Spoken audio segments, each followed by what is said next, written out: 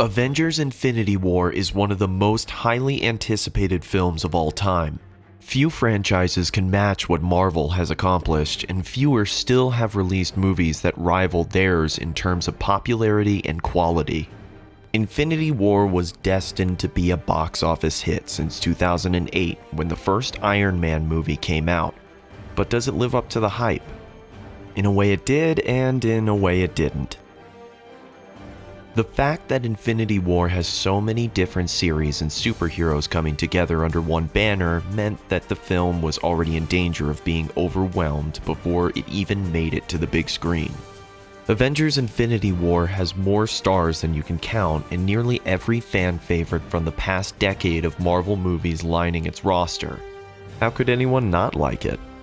But when you try to fit numerous people, personalities, and plots into one film, you're bound to have some conflicts. Infinity War dove right into the story from the start. There was no slow build or gentle warm-up. You get action within the first few minutes of the movie. At this point in the MCU, that makes sense. We're familiar with the characters by now, and you don't need to build them up any further. It did, however, leave us feeling a little whiplashed at times.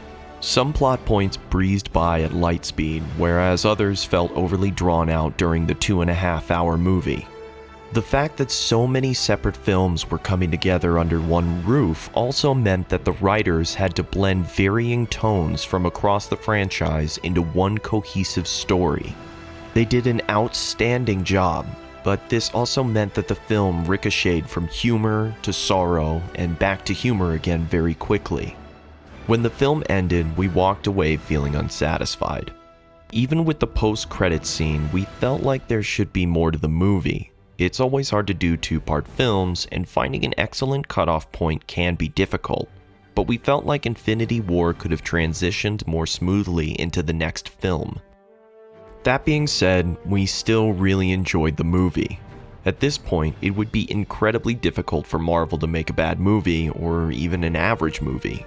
We'd genuinely be surprised if that majority of Marvel fans didn't like it, and we're eager to see where this takes the MCU in the future.